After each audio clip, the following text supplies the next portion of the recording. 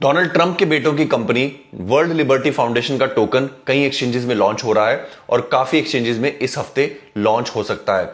World liberty foundation के token का fair price क्या होना चाहिए, व्हेन टू बाय, इसके बारे में बात करेंगे और कहां से बाय करेंगे उसके बारे में भी मैं आपको बताऊंगा। एंड मोस्ट इंपॉर्टेंटली क्यों ये WLFI ट्रंप की फैमिली के नेटवर्थ एक्सप्लोजन के लिए बहुत ज्यादा जरूरी है। फ्रेड ट्रंप जो कि डोनाल्ड ट्रंप के पिताजी थे, उन्होंने 1975 से लेकर 1985 के बीच में अपने बेटों को अपनी वेल्थ ट्रांसफर करनी शुरू कर दी। उस समय उनकी नेटवर्थ थी $200 मिलियन।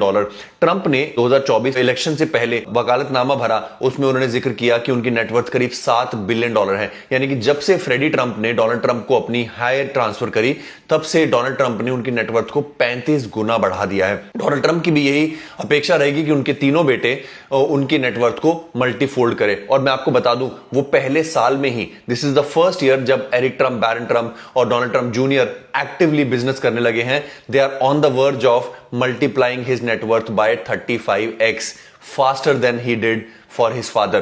मैं आपको बताता हूं कैसे। WLFI टोकन की अगर बात करें तो कुछ एक्सचेंजेस पर वो करीब करीब 36 सेंट का बिक रहा है, कुछ पर करीब करीब 17 रुपए का बिक रहा है। मोटा मोटा अगर हम बात करें तो 100 बिलियन की टोटल सप्लाई के चलते उसकी वैल्यूएशन बनती है $36 बिलियन। और ये जस्टिफाइड है कि नहीं, इसके बारे में मैं आपको बताता हूं। और इसकी फेयर वैल्यूएशन क्या होनी चाहिए वो मैं आपको एक मिनट बताता हूं। बट उससे पहले डोनाल्ड ट्रंप के बेटों का पूरा स्टेक जो है वो WLFI में है। दो उनके लिंक्डइन के हिसाब से तीनों अपने आपको को फाउंडर बुलाते हैं। कैप टेबल के हिसाब से उनका 60% स्टेक है WLFI में। तो उनके लिए बहुत जरूरी है कि WLFI जो है वो 100 बिलियन 200 बिलियन की वैल्यूएशन तक चली जाए। और ऑलरेडी WLFI के पास जो क्रिप्टो अंडर कस्टडी है आर्खम के हिसाब से वो करीब $250 मिलियन का है। USD1 नाम का जो स्टेबल कॉइन इस पर मिंट होता है वो करीब $2.5 बिलियन के आसपास का है। तो फेयर वैल्यूएशन की बात करें तो अगर मैं ये $250 मिलियन की टोटल बिटकॉइन इथेरियम जो वो कस्टडी में रखते हैं उसकी फेयर वैल्यूएशन बताऊं, लेयर वंस को उनके टोटल वैल्यू लॉग्ड का 10x मल्टीपल मिलता है फॉर एग्जांपल, या 6x मिलता है। जैसे कि इथेरियम के पास टोटल वैल्यू लॉग्ड करीब $100 बिलियन है,